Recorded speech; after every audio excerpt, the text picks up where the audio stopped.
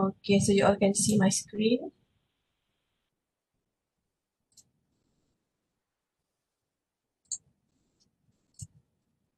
Alright, so good morning, and I'm so sorry about the delay today. Today we will continue topic 2. We have interest rates structure and determinants.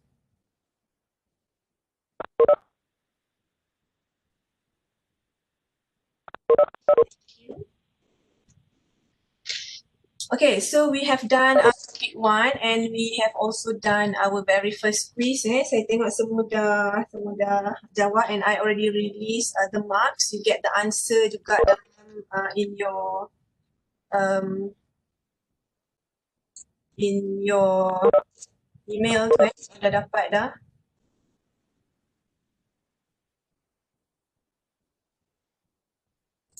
Okay.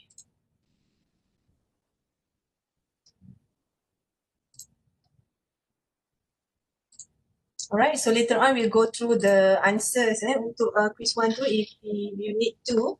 Otherwise, at the end of this class, I also prepared another quiz for you for this interest topic, but I give you until 3, I think until 3 or until 4 p.m. To complete the quiz. Just a multiple choice question, just like your first quiz. Alright, so for today, we're going to look at topic 2, which is interest rate structure and determinants. So we have done the overview of the financial system, and this is one of the most important element in our financial system, which is the interest rates. Okay. So a little bit on the chapter outline, we are going to look at the different types of interest rates that we have in our financial system, which are OPR, overnight policy rate, BLR, we no longer use BLR now. BLR is base lending rate, and we also have base rate. So we are using the base rate now since 2015. So we'll go through that soon. Okay, so first of all, let's look at the interest rate structure and also determinant. So I believe all of you have gone through subject financial management, okay, whereby in that subject you already learn about, semua dah ambil kan, FM kan? All is semester 5 already, semua dah ambil FM. So in that paper, okay, in that subject you have gone through for example, the time value of money, right? So you calculate present value, the future value of money. And then also the different types of rates, dah kira bond, yield to maturity, semua dah ada. And you are going to have another finance paper in semester 7 nanti, advanced financial management.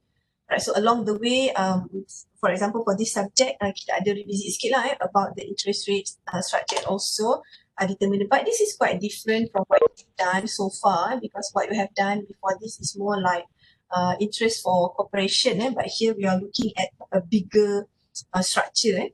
Alright, so when we talk about interest rate, it is an important element in any discussion of lending, borrowing, fund placement, investment, managing liquidity, cost of business, and many others. So financial market participants, they actually look forward on any announcements of interest rate. And here we have the regulator who actually set the direction of the rates based on economic scenario. So in 2020, year 2020, it's very different because all of you know that we are facing unstable political condition, not so stable health condition also for the country and also business because of the COVID-19 pandemic. Okay, what we can say is that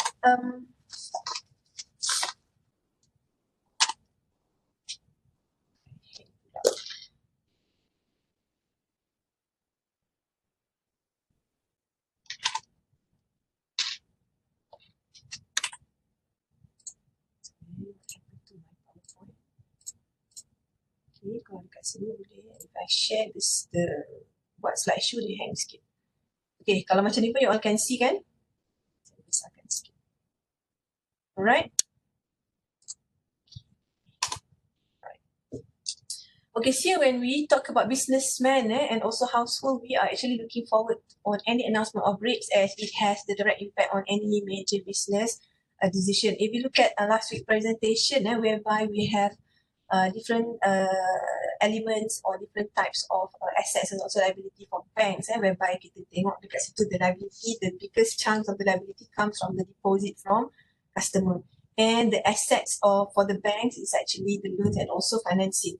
Okay, that's the largest component of their asset. So interest is very important in lending and also borrowing business. So it is very important for us to understand the behavior of the interest rate, the definition, and also what are the factors that determine the different interest rates. Okay, in simple terms, we can say that interest rate is the price of borrowing money. Right, you borrow money, that is the price that you have to pay. It's not that you borrow RM1, you can pay also RM1 because we are also looking at the time. You borrow today, but you will pay maybe next year, right? So there is an inflation, there is a time value of money. So that is why interest rate comes in. So it is the amount charged by a lender to a borrower for borrowing a sum of money expressed as percentage of sum borrowed. Okay, in simple terms, like I said, all of you have gone through financial management. If you go back to the present value of money, okay, the amount of money today is not the same as the amount of money we have tomorrow, right? So here, the lender or the surplus unit interest rate is the return earned for lending his funds over a specific time period. Okay.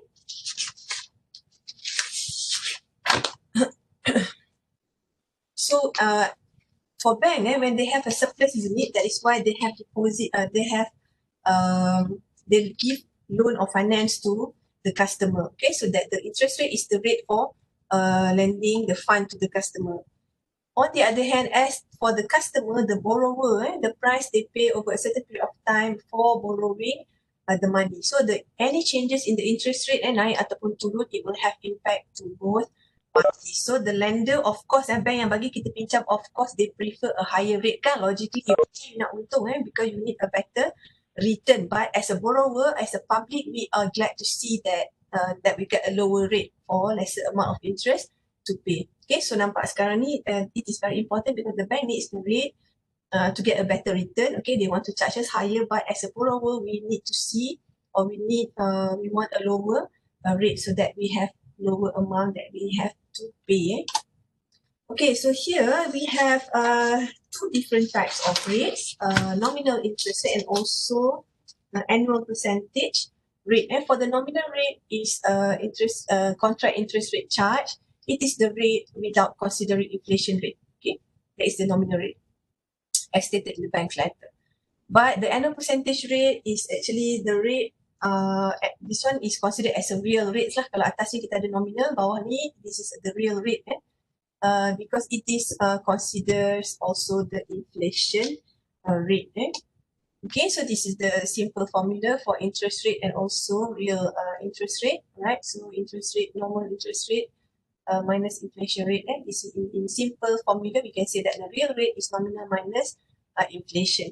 Okay, we will not go into detail. Just need to give you the formula for our nominal and interest rate, the relationship. Okay, and this is the simple interest rate amount. Ini pun I don't have to introduce to you anymore. Okay, kita nampak the percentage of rate biasanya is given in, for example, kalau kita borrow money, dia akan bagi per annum kan, or if you deposit money, the interest will be given per annum untuk setahun. Alright, the next part is where we have fixed rates and also variable rates. Ini pun I don't think I have to explain in detail because looking at the term, fixed rate is where only one interest rate is quoted throughout the life of the loan. Okay, pinjam kereta or buat loan untuk beli rumah, you get one rate. Okay, for example, 12%. Okay. So that is a fixed rate. So the amount of monthly installment to be paid to the lender remain constant. That is the fixed rate. For variable rate, but when we talk about fixed rate, it will actually expose the banks to interest rate risk, especially when rates are volatile. So when we talk about variable rates, it varies from one period to another. And this rate floats or change since it is backed against the bank's benchmark rate, which is the base rate or the base lending rate. And okay, this is the relationship kita akan tengok later the base rate, the base lending rate, and also kita ada OPR, overnight policy rate. So the advantage of this type, even though it is fluctuates, it is actually protects both the borrower and also the lender against fluctuations of interest rate. So remember, for example, the bank want to charge higher if something happened to the interest rate going up or going down. Okay, so both the borrower, which means the individual or the public, also have to bear the risk because of the fluctuation of the interest rate. So for fixed rate fixed rate ni normally charged on credit card facilities. So for credit card facilities, let's say credit card you tak bayar, or if you pay a certain amount, or if you use certain amount, let's say 5% will be charged. Okay, that is fixed. Ataupun your car loan, biasanya when you do hire purchase, kita beli kereta, kita loan dengan bank, the rate normally 3%, which is fixed. That is why for monthly payment untuk kereta tu biasanya fixed je. Bayarlah untuk, let's say you hutang for 8 years, bayarlah every month RM1,000 for 8 years. Fixed amount, because the rate is, the use is fixed rate untuk hire purchase, untuk credit card kita pakai fixed rate. Untuk variable rates ni biasanya digunakan for business loan. When you have personal loan, dia akan pakai variable rates.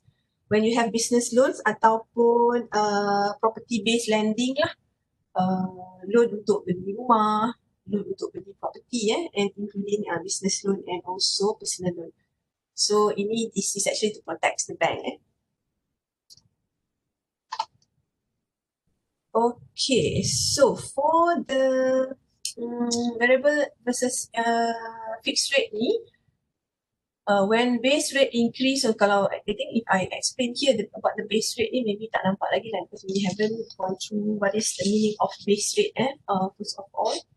So logically technically when we talk about the rate, when the rate increase, and to the rate on the loan also increase. So when the rate of the interest increase, which means the monthly payment would be higher. So variable rate minimize interest rate risk, but may increase credit and collateral risk due to higher amount to be paid. Okay, that is for variable rate study. Alright, next kita ada reference rates. So again, this is your new BFF, Bank Negara Malaysia. So ada gambar BNM dekat sini because the reference rate are actually controlled by Bank Negara. Every rates dekat Malaysia, all the reference rate in Malaysia are actually under the purview of Bank Negara. So the first one is OPR.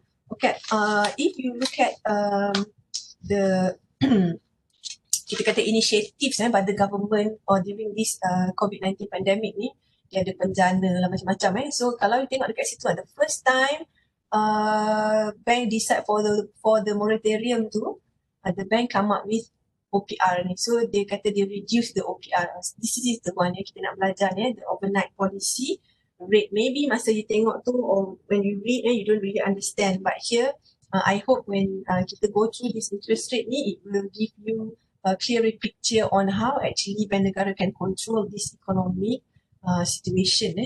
Alright, so first rate is OPR, okay, which is the overnight policy rate. It is the main reference rate in determining other market rates in the financial market. Okay, so it is the indicator of monetary policy stance of BNM. Okay, kita ada BNM, kita ada Bank Negara. And then throughout the course of the day, so the banks, this is how banks in Malaysia works. Kita ada different types of banks kan. You order present last week too, Maybank, Public Bank, CIMB, Citibank and everything. So the banks ni, they normally will transfer money to each other. Okay, to foreign banks, to large clients, to other counterparties on behalf of clients or on their own.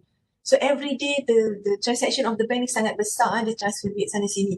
At the end of the day, the bank have a surplus or shortage of fund. Okay, sometimes bank yang besar-besar ni lepas dia dah distribute duit sana sini, okay, untuk satu hari tu dia ada surplus. Okay, bila dia ada surplus, dia boleh bagi pinjam pula dekat bank lain. Okay, so kalau kita tengok the risk if you go back to last week's punya lecture, this is sentuh sikit about the risk kan. So the risk between bank and banks and also bank and customer kan. So this is bank and bank. So banks when they at the end of the day, bila dia ada surplus fund, dia akan bagi pinjam dekat bank lain. Or the bank lain tu akan pinjam daripada bank. So OPR ni in simple words is actually the rate yang bank pinjam among banks. So kita pinjam dengan bank, rate lain bank pinjam dengan bank, dia guna OPR ni. Okay, so OPR ni yang but bila I would like to give you the bigger picture. So kita nampak dia ada satu rate which is called OPR. Bank A pinjam dengan bank B, Maybank pinjam dengan CIMB, CIMB pinjam dengan Bank Rakyat contohnya. Okay, bila dia pinjam guna OPR rate ni, bank duit yang bank pinjam tu dia akan pinjamkan pula dekat kita kan, as the public ni. So let's say OPR rate ni tinggi, dia pinjam dengan Maybank, pinjam dengan CIMB, rate dia tinggi. What do you think will happen to the customer? Dia nak pinjamkan balik pada customer, dia akan charge rate yang tinggi ataupun rendah? What do you think? Tinggi kot. Tinggi lah, betul tak? Because you borrow at a higher rate and you want to lend the money to your customer, of course you will charge higher rate juga because you pinjam duit tu dengan rate yang tinggi so you want them to borrow from you, also you have to charge them higher rate. But if you borrow at a lower rate, for sure you will lend them a lower rate, get interest from the loan. Mana tadi? Tadi I'll go to the chat room later Alright, so OPR is the rate that like I said, OPR is the rate that banks borrow from another banks. So inilah the keyword dia dekat sini. So bila dia ada surplus, dia akan lend or deposit them with other banks who borrow from them. So the overnight rates ni is actually the measure of the liquidity prevailing in the economy. In a tight liquidity conditions, maknanya keadaan yang teruk, ekonomi yang teruk, biasanya OPR nya akan naik. And OPR may also shoot up due to lack of confidence among banks. But kita boleh kata lack of confidence because apa? Because semua orang tengah dalam keadaan yang tight. You borrow from Maybank contohnya. Maybank charge you higher rate because apa? Dia takut ada default risk kan. Mampu ke bank ni nak bayar balik hutang dia. So they charge tinggi to cover. So that is why kita kata the overnight rate ni may shoot up due to lack of confidence among banks back in 2008. Ini kita boleh baca lah what happened in 2008 kita ada another recession liquidity crunch. Okay, this is the latest rate that I can share with you. If you look at the OPR, kita tengok the OPR level percentage ni. Okay, in year 2009 rate dia 2%. Okay, ini monetary policy statement ni can be found in bank website. I'll go to one of them later. Just want to show you the trend. Tengok 2009 rate dia 2%. 2010 dia naik sampai 2018 3.25 which is quite high. And then masuk year 2020 January dia turun 2.75, March turun lagi, May turun lagi, July turun lagi, and now 1.75 ni is the lowest OPR in history. Tak pernah Malaysia ada OPR rendah sama macam ni. But now because of the pandemic and everything, so OPR rate kita sangat rendah. So what will happen sekarang ni kalau you tengok the banks dia akan dia promo buatlah personal loan, belilah kereta, buatlah housing loan. Sebab apa? Sebab rate tengah rendah. But you must remember rate ni anytime boleh naik balik. Okay, but now kalau ikutkan it's a good time to berhutang lah sebenarnya because the OPR is low. Bila OPR low, bank rate low, dia akan charge the customer also low. Okay, boleh faham tak? Look at the trend kita pernah tinggi sampai 3.25 in 2019 and then now tengok below 2 kalau ikutkan setakat ni since 2009 the lowest is 2. Now it's the lowest in history 1.75. So can I view the statement?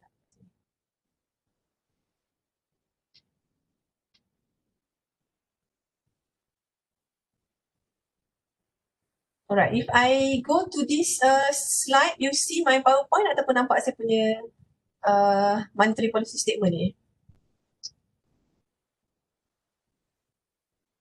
What can you see on your screen? Dia kosong je. Kosong je. Oh, okay. So I have to share again lah kalau nak share yang ni. Share.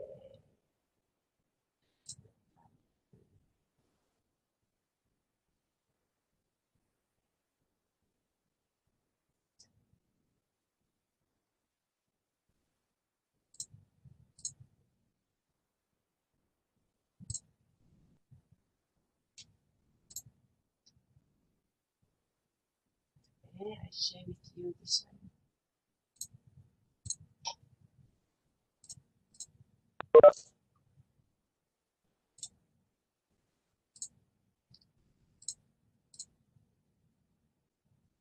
Alright, so this is, now boleh nampak monetary policy statement ni. This is in September. So November kita akan ada lagi monetary policy ni, the OPR rate ni Bank Negara akan release every 2 months, setiap 2 bulan sekali. So setahun dia bersidang for 6 times. Every 2 months dia akan decide lah, every 2 months tu kita ada monetary policy committee ni, dia akan decide what is the rate. So ini back in September. Nampak saya punya screen ni kan? Okay. So in September baru ni, okay, they have meeting. So at its meeting, the MPC of Negara decided to maintain the OPR at 1.7%. Okay, so di situlah the why dia letak at 1.75 ni, financial condition have improved, all the risk aversion remains elevated, outlook still subject to downside risk and uncertainty, primarily due to the risk of resurgence of the pandemic and weaker labour market condition. Okay. So inflationary pressure remain muted 2020, inflation average negative, apa lagi dia cerita kat sini. Cumulative 125 basis reduction will continue to provide stimulus to the economy. Nampak nak boost the economy, dia reduce the OPR macam saya kata tadi lah. So bila ramai orang pergi buat loan apa semua lagi, so it will help the economy to pick up balik. Okay, back to my slide.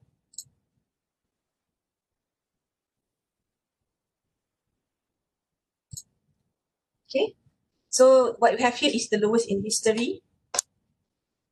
That is OPR. So boleh faham OPR is the rate that bank lends and borrow money from each other. Bukan dengan kita tapi among banks.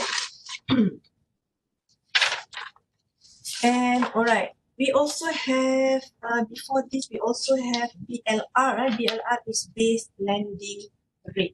OPR tu ada. Base lending rate pun ada dulu. So dia ialah minimum interest rate calculated by financial institution based on formula which takes into account the institution cost of funds and other administrative costs. So BLR ni used by commercial banks as a basis to quote for lending and advances to customers. Okay, those days when you want to borrow from banks, the rate yang you will get is that dia kata, okay, BLR minus 1% contohnya. So let's say BLR at that time was 7%. So when you want to make a loan, dia kata they quote the rate, they quote is BLR minus 1 or BLR plus 1. So BLR digunakan sebagai basic, sebab tu nama dia base, base lending rate. So dia adalah minimum lah, minimum rate used by commercial banks. So biasanya the rate ni among the same lah among major banks. So many banks, CIMB, public bank, biasanya the rate is almost the same untuk base lending rate ni. But base lending rate ni is not that transparent because if you look at the framework dia, how do they derive at BLR, macam OPR tadi dia based on meeting Bank Negara punya policy, dia keluarkan OPR tadi. For BLR ni different bank akan ada different rate dia ikutkan, dia akan include the administrative cost and also profit margin.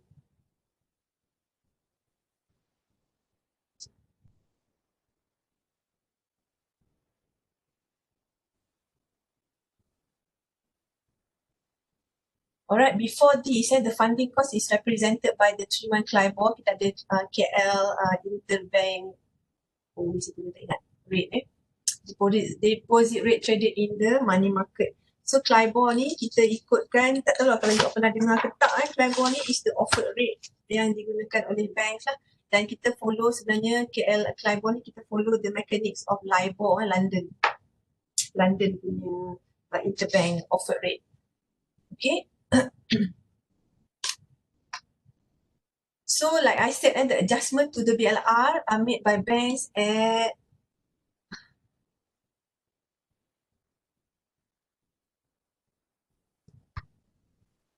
almost the same time, although the BLR does not adjust on any regular basis. Okay, so BLR ni biasanya kalau ikut dulu ada bila Bank Negara announce the OPR, BLR akan berubah ikut OPR.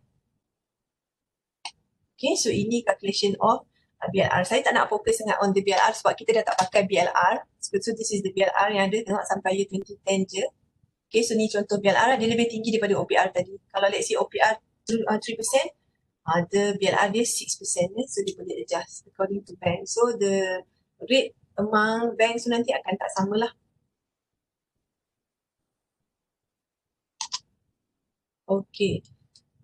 What happened is that because of the inflation rate, so Bank Negara ni revise the BLR. Tak nak guna dah BLR, so kita in 2015 kita pakai the base rate they introduce in the Malaysian financial system. So OPR is still there, BLR dah tak ada, so kita ada the rate that is called base rate. Kalau tak lama-lama ni base lending rate kan, now dia letak nama sebagai base rate je. And base rate is said to be more transparent and based on borrowers credit risk. Kalau tengok tadi BLR dia bergantung kepada bank kan, macam mana bank tu nak bagi, nak letak the rate based on their own mana tadi BLR tadi, okay, administrative cost and imputed profit margin. So BLR ni kita kata dia not so transparent lah, because administrative cost from one bank to another ni boleh jadi different. So bila Bank Negara come up with base rate, okay, it is said that base rate is more transparent because kalau BLR tadi bank boleh manipulate. Remember BLR tu macam tadi kita ada, let's say dekat sini BLR 6% contohnya. Alright, bila ada BLR of 6%, like I said, the lending rate can be, contohnya bank kata okay, kita boleh bagi awak pinjam dengan interest berapa, okay, BLR minus 1%, BLR plus 1%. So bank can manipulate.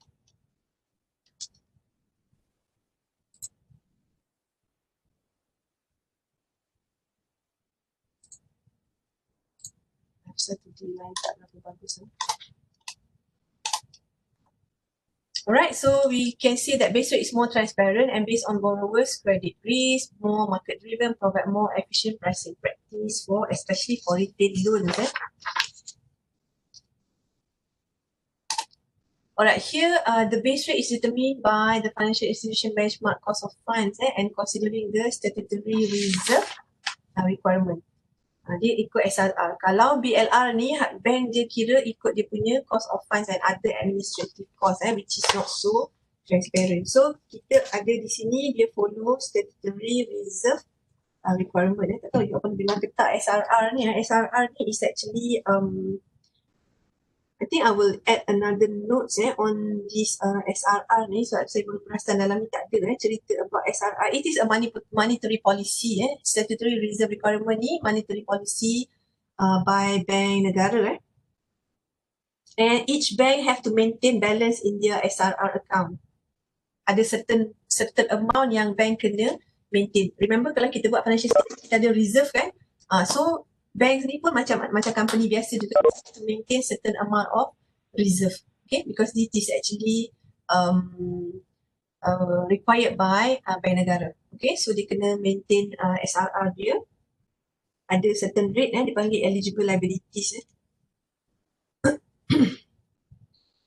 So SRR ni will help the bank negara untuk tengok the liquidity of the banking system lah.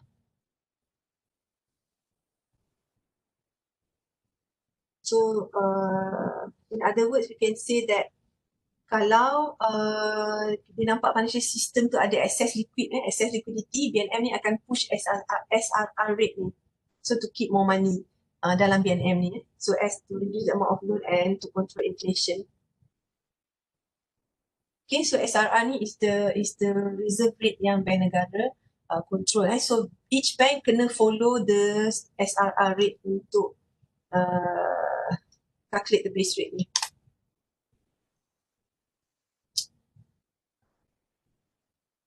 Okay, so currently the base rate for local commercial banks, conventional, is between 3 to 4.47%. This is the base rate yang available. Kalau boleh tengok. Kita boleh go through sikit lah, tengok the base rate untuk each bank.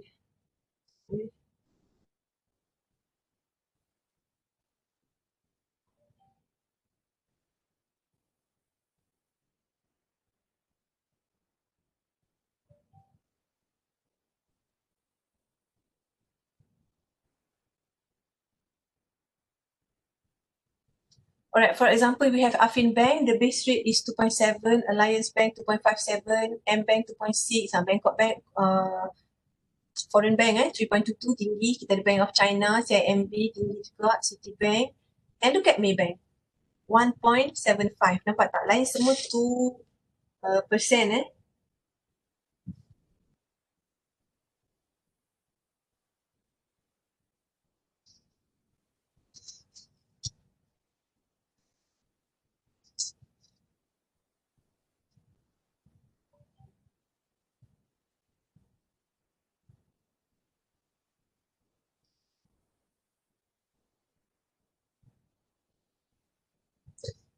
Alright, so here, kita ada group yang present on Maybank hari tu kan? Okay, saya tak ingat group mana, but we have Maybank group. So kalau tengok dekat sini, bank lain semua above 2% the base rate, tapi Maybank 1.75. Why Maybank is the lowest? Because this is one of the biggest bank in Malaysia, one of the largest bank, and they can afford to keep the rate at 1.75.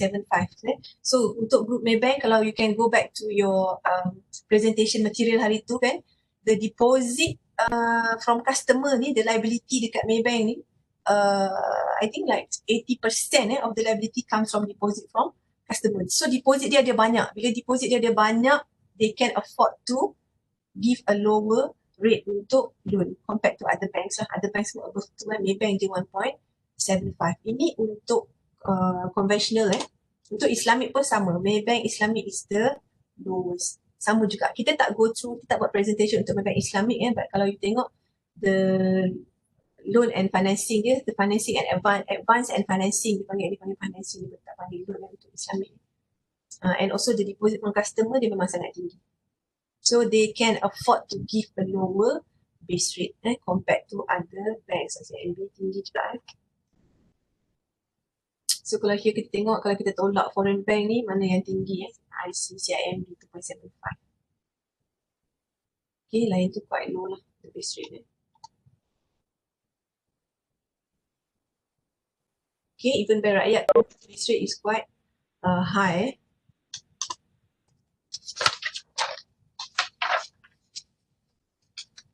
Do you have any questions so far? Saya nampak tadi dekat chat tu macam ada soalan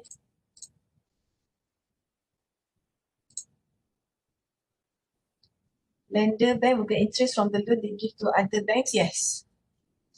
And they will use OPR tu lah.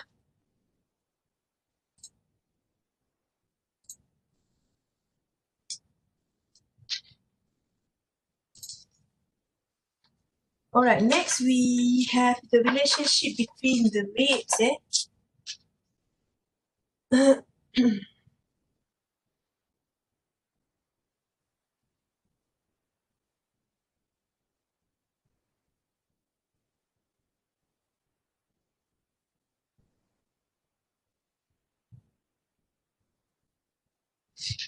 Alright, so the relationship between the various rates ni is very strong. So now kita dah tengok, kita ada OPR, kita ada base rate and also BLR. So starting from the OPR tu tadi, so the set by Bank Negara is derived from the level of interbank rates in the financial system. Ini saya kata tadi lah, the Bank Negara akan decide satu rate which is OPR. So the rate untuk banks ni pinjam sesama sendiri. And then kita ada interbank rates, average rate bank lend and borrow among themselves in the financial system, reflecting the demand and supply of funds in the market. So like I said, kalau OPR tu naik, bila OPR tu naik, base rate akan also naik, and finally the lending rate. So kita kata lending rates, the rate that bank bagi kita pinjam duit tu kan. So bila OPR tu tinggi, the base rate automatically akan tinggi lah, because bank pinjam sesama bank, rate dia dah tinggi. So dia akan set base rate yang tinggi. And finally, when they want to lend the funds to the public or to the customer, of course dia akan letak rate yang agak tinggi juga. So kalau ikutkan the relationship ni, tak nampak lah arrow ni. Okay.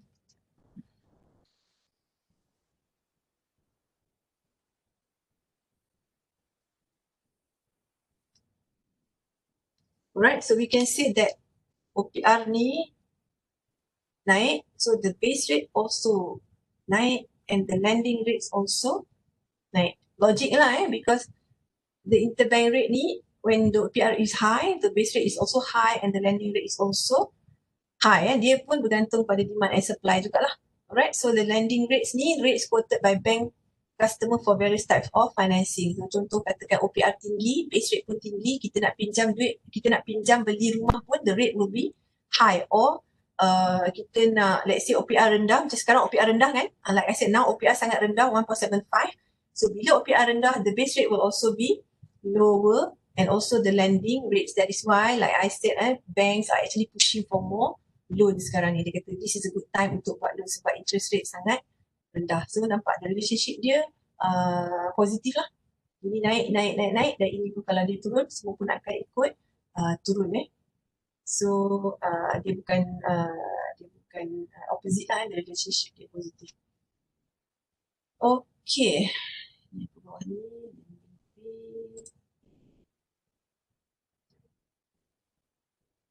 OPR kita dah tengok dengan base rate juga. Okay, jadi contoh. This is an example for you where we have Bank Islam. Okay. Personal financing I is for Islamic. Ini contoh. Okay. So this is the example. You want to make a loan and you need a pay slip at least for 3 months. So dia akan tengok lah salary banyak ni. So dia akan calculate the risk untuk that particular customer. And kadang-kadang kita kata orang tu tak banyak hutang so dia senang buat loan. Not necessarily. I'm not encouraging you to make any loans, tapi this is the reality-nya. If let's say now your age is, umur berapa you are? 20, 21. Okay, 20, alright. You are 20, belajar lagi, you belum kerja, and then let's say you dah kerja nanti, still you tak nak berhutang Sampailah at the age of 35 contohnya. So at the age of 35 you decide untuk beli rumah. Sebenarnya tak ada hutang kereta, tak ada hutang kredit card, semua tak ada. And at the age of 35 you decide to buy a house. Bila nak beli rumah, bank akan tengok dia akan assess your credit position. Kita kata kita tak ada hutang so kredit kita bagus. Not necessarily. Bank dia tak nampak macam tu. Dia nampak bila you tak pernah ambil hutang, you mampu kena bayar nanti. Walaupun looking at your salary, mampu. Okay, looking at the age dah 35 tapi tak pernah berhutang pun. This is the real sharing from banks sebenarnya. Yelah, sebab dia nak jual produk. I'm not selling any product but this is the reality-nya. Bila dia tengok your credit macam tu, age of 35 or 40 tapi tak pernah berhutang, dia susah sikit nak bagi kita pinjam. Sebab apa? Dia kata you tak ada history pun. Tak ada history pernah berhutang dan tak ada history bila you pernah berhutang. If you have the history, you berhutang tapi you bayar ikut time kan. Bukan nak kata yang berhutang banyak tu bagus. Tak, yang hutang banyak tu pun bank akan assess juga. Kalau you banyak hutang tapi you default tak bayar pun, they won't give you any loans. But if you have hutang yang banyak, yang masih lagi within the range, but the payment is good, apa semua, dia akan senang dia bagi hutang lagi. Sebab dia tengok orang ni punya credit position, walaupun dia ada hutang tapi dia sentiasa bayar, tak pernah miss, tak bayar. Rather than langsung tak ada hutang, kita nampak macam senang dia buat hutang, but not necessarily. Dia ada banyak lagi interview dia nak buat. Sebab dia tak pernah berhutang kan, macam okay all this while, gaji semua okay cukup banyak, but dia tak ada credit history of you.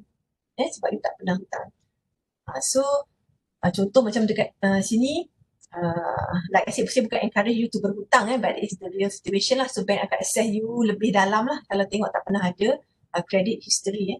So for example, this is the personal financing, this is personal loan. Bank Islam bagi personal loan.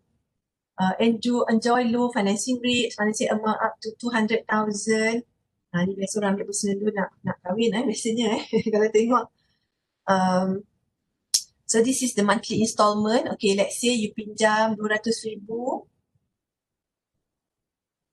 Ni banyaklah jadinya kan. So kalau if you pinjam for 150,000, so at the rate of 6%, personal loan dia satu, the rate is quite higher. Nampak the rate dia quote macam ni. This is the lending rate. Base rate, BR is base rate plus 2.12%. So dekat sini bank ni dia compete among themselves. Katakan kita nampak dekat sini, okay, Bank Islam BR plus 2. Kita pergi tengok Maybank pula nanti BR plus 3 contohnya. So that is how they make money. So based on this banks punya rate ni. So BR is the same. Semua bank sama akan follow base rate yang sama. Dia manipulate dekat sini. Alright, to the customer. And ini nampak dia encourage kita hutang lama. The shorter you borrow, the shorter period that you take to borrow, you have to pay more. Nampak? Lagi lama you hutang, let's say 10 tahun, you pinjam 200,000, untuk 10 tahun you bayar monthly 2,300. But if you hutang for 3 tahun je, 200,000, you will pay 6,000 per month. So dia push untuk tempoh yang lama. Sebab apa? Tempoh lama rate dia pun tinggi, nampak? You borrow, nak pay back within 3 years, 6 something percent. But you want to pay back within 10 years, you punya rate is 7.05%. This is how bank make money. Okay, so ini contoh lah, tak ada number full, so tak ada pakai kat sini. This is KL punya branch. Okay, so this is just the example lah. Okay, dia dah kira dah dekat sini. Kalau monthly deduction berapa, Bank Islam financing, so now net salary tinggal berapa kalau ambil dunia. Okay, so this is the lending rate yang BR plus something ni, this is the lending rate. Okay, any questions so far? Madam, ada soalan nak tanya boleh? Ya, boleh. Nak tanya kalau macam yang pinjaman tu kan, kan setiap bulan ada macam certain persen kan, certain amount je nak bayar tiap bulan. Kiranya macam dia punya amount tu fix lah kan? Yes. Kalau macam yang if you're talking about personal loan ni, fix lah. Katakan kita pinjam untuk 8 tahun. Let's say you borrow 100,000 kan, so untuk 8 years you akan bayar 1,365 ni. 1,866. Kalau macam ada orang tu nak bayar satu bulan tu dia nak bayar lebih, boleh ke? Boleh, tapi rugilah. Sebab dia dah calculate macam ni kan, you bayar rugi. Sebab dia, the rate ni, let's say you borrow for 8 years, dia dah calculate throughout lah. Dia dah streamline kan untuk 8 years. So, whatever amount, walaupun you bayar lebih, tapi the rate tu tetaplah sama. Except that, okay, contoh kalau beli kereta, kalau kita nak jual balik kereta tu, sometimes kita nak jual kereta, kita kata kita ada term that they call it early settlement. You want to bayar, habiskan hutang cepat kan.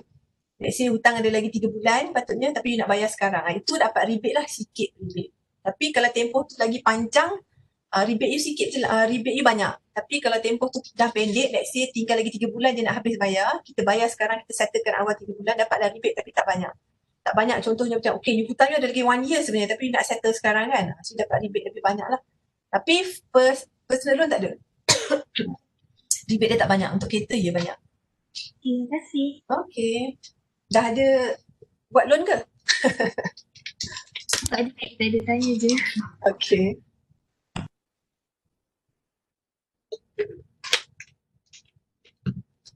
And then for credit cards pun credit card is very high, the rate yang dia charge kalau you tak bayar.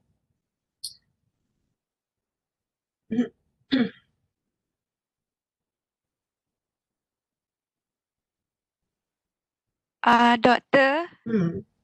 nak tanya kalau macam PTPTN tu dikira fix ke variable PTPTN saya rasa dia letak fix kot.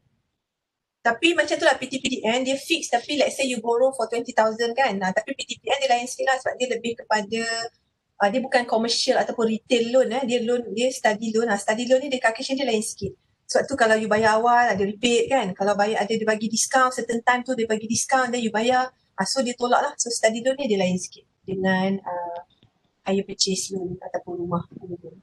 Thank you, doktor. Okay.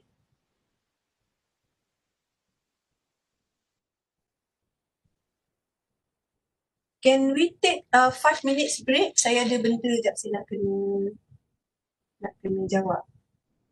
Can we take 5? Okay, doktor, boleh.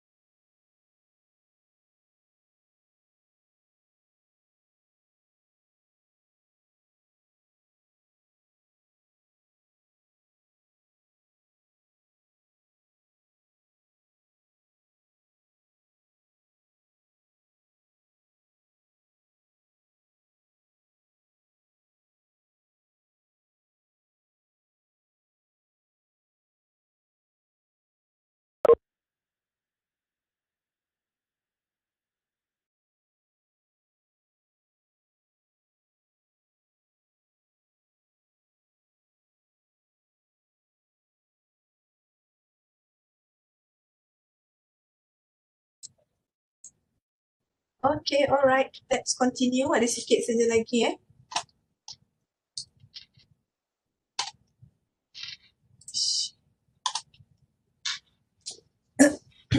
Alright, we have another part on funds theory. Ini pun sebenarnya it's about the demand and supply of funds. So it is it's stated that interest rates are directly correlated to fluctuating supply of funds, money to be lent out and the demand for those funds. So ini samalah macam you all belajar ekonomi kan, ada equilibrium, ada so here we are talking about the interest. So the demands from the funds comes from household demand, business demand, government demand, foreign demand and also aggregate demand. So bila ada all these demand, so that's why kita come up dengan we call it the demand. Bila ada fund demand for funds, that is why we have to look at the interest rates.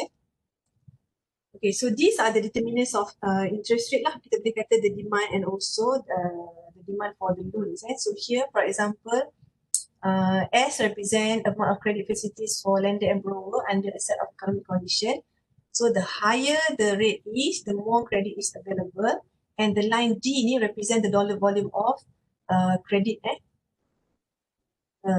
borrowing cost, desired interest rate given the existing economic condition. So lagi tinggi interest rate, lagi kurang lah dollar. Tapi lagi tinggi interest rate, lagi banyak lah credit available for banks untuk bagi. So here E ni is the equilibrium market interest rate lah, where the demand for credit is equal to supply of credit.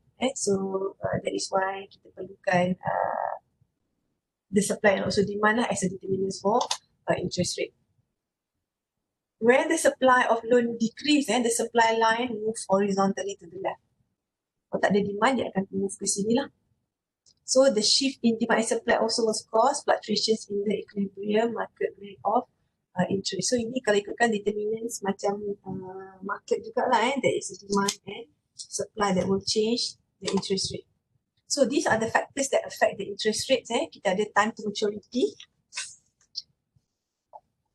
which means the length of time the security will mature and it affects the interest rate. So tadi kita dah tengok kan contoh Bank Islam tadi tu, lagi lama maturity date dia, lagi tinggi interest dia. Right? This one tadi. Nampak? So the period, let's say the maturity is 3 years, so the rate is 6%. Tapi if the maturity is 10 years, the longer period it will take to mature, the rate will be higher. Okay, the time to maturity. So the time to maturity will affect the interest rate. Macam tadi lah, the longer the maturity dates, the higher the interest rate. Kita ada default risk. Okay, so you remember default risk ni is the risk that the borrower could not pay back the loan. So that is the default risk.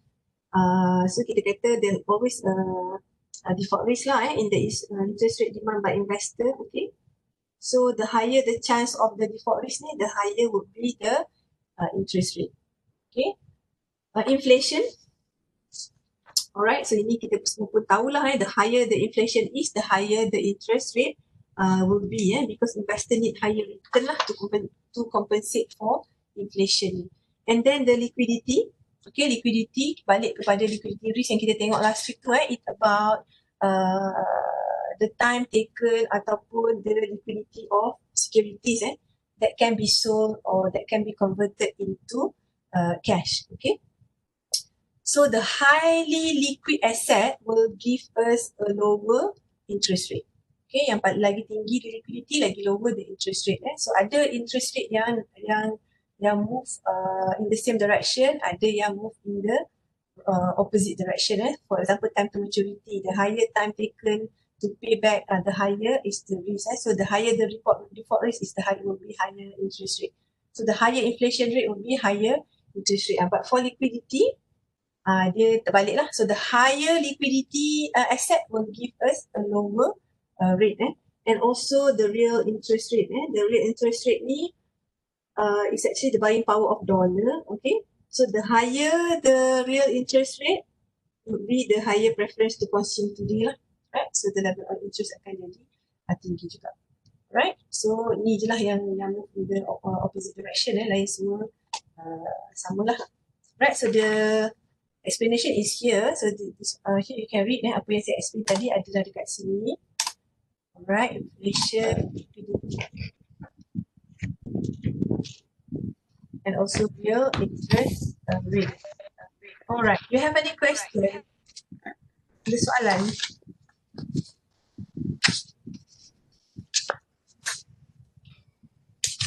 Ada soalan tak? So untuk topik interest ni pun actually banyak benda that you have to read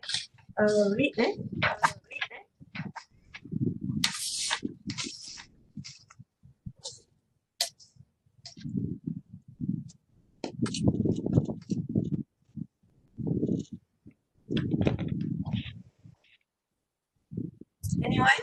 Anything?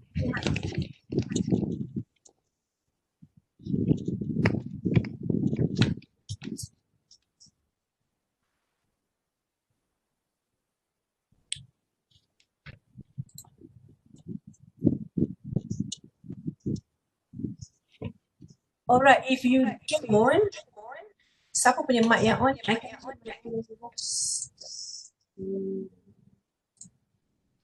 Okay.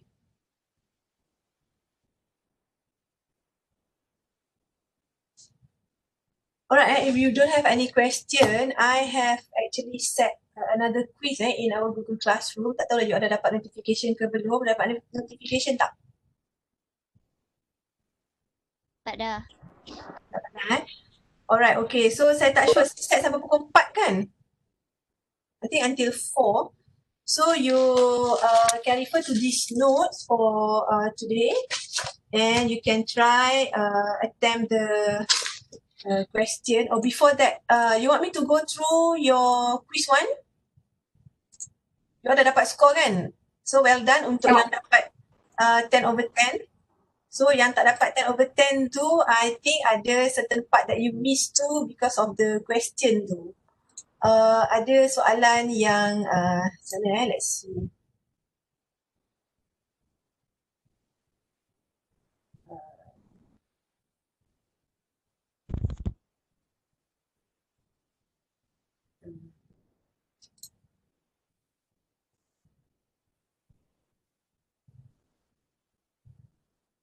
Okay, I think question 1, non-bank financial intermediary, ni boleh jawab. Not prescribed under the FIA, okay. Commercial bank, government initiative, foreign ownership. Because you get the answer already kan, so dah tahu kat mana saya. But I get questions, semalam ada tanya saya, which of the following contracts is not primarily used in financing activities in Islamic banks in Malaysia?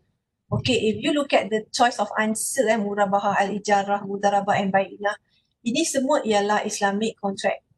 Tapi jawapan dia ialah mudarabah. Mudarabah is not used in financing activities. So if you go back to the question, soalan saya ialah, dia bukan kata not used in Islamic bank in Malaysia, tak.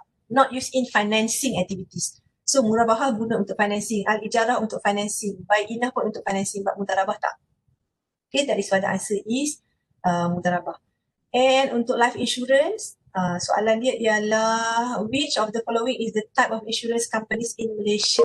Insurance companies, kalau tengok general, medical, car, travel, ini semua insurance kan? Tapi soalan saya tanya type of insurance company. So kalau insurance company kita ada dua je, life and also general. Okay, medical, car is type of insurance, bukan insurance company. Full-fledged foreign Islamic bank is Kuwait Finance House.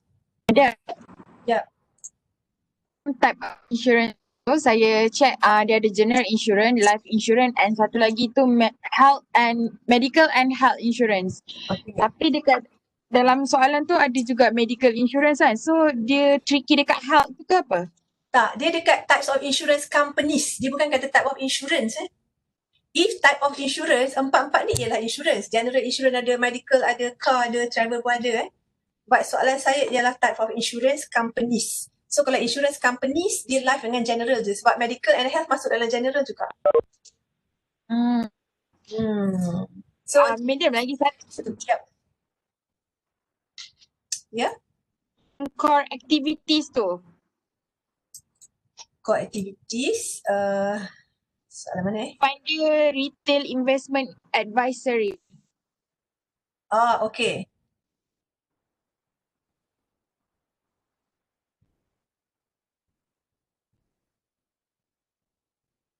Untuk services rendered by commercial bank. Is it? No. Which of the following is not core activity of investment bank? Saya ada baca ada dia punya advisory, tapi ni dia retail investment advisory. Itu lain Ya, lain. Kalau investment bank, dia merger acquisition betul, capital raising betul, corporate restructuring betul. Kalau dekat bawah ni, corporate investment advisory baru betul. Retail tak. Retail hanya untuk commercial bank. Word retail tu untuk commercial bank. Sebab kalau tengok dalam notes ada yang gambar-gambar tu kan, ada word retail dekat situ. So retail tu memang untuk commercial bank sahaja. Okay? Doktor. Ya. Untuk soalan nombor 3, dia saya nak tahu je lah macam sebab saya jawab custody service such as safe deposit and share custody. Custody apa? Custody tu safe lah, simpanan something that you simpan, custody hak milik. Okay. So untuk yang ni jawapan dia perform submission on equity and bonds lah. Itu investment bank yang buat. Yang lain semua commercial bank buat. So custody tu, sebab tu kita ada nama akaun simpanan kan. Simpanan custody tu dia simpan lah. Dia simpankan untuk kita. Ada lagi soalan? Tak sabar semua nak buat soalan quiz interest kan? Ya. Tapi kan yang ni dia punya soalan service rendered by commercial bank. So dia sama dengan function commercial bank kan? Ya, except sama. Sebab tu dia ada retail bank. So retail banking tu is correct untuk commercial bank. So kiranya perform submission on equity bond and issue equity and bond issues ni dia tak sama dengan financing of the government through purchase of government securities and treasury bills. Tak sama termasuk dalam tu lah which is the function of investment bank. Yang ni investment bank yang buat. Kau tengok equity bond issuance kalau commercial bank dia tak buat.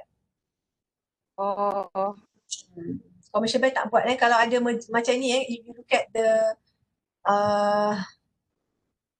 mana soalan investment bank, okay. Mergers and acquisition itu untuk company kan. Capital raising itulah yang submission on equity and bond issuance tu, itu capital raising. So itu ialah kerja investment bank lah, bukan commercial bank. Okay. So untuk yang topic 1 ni, actually you bila baca you have to read line by line, word by word baru nampak dia punya apa tu, the definition and also the different types of contoh tadi lah, insurance companies, investment banks, commercial banks. So in simple terms untuk investment bank ni dia hanya deal dengan company dia tak deal dengan orang perseorangan. But commercial bank dia retail. So bila kita retail ni yang runcit-runcit lah dengan orang perseorangan. So that is the difference between investment bank and also commercial bank. Okay, ada soalan lagi?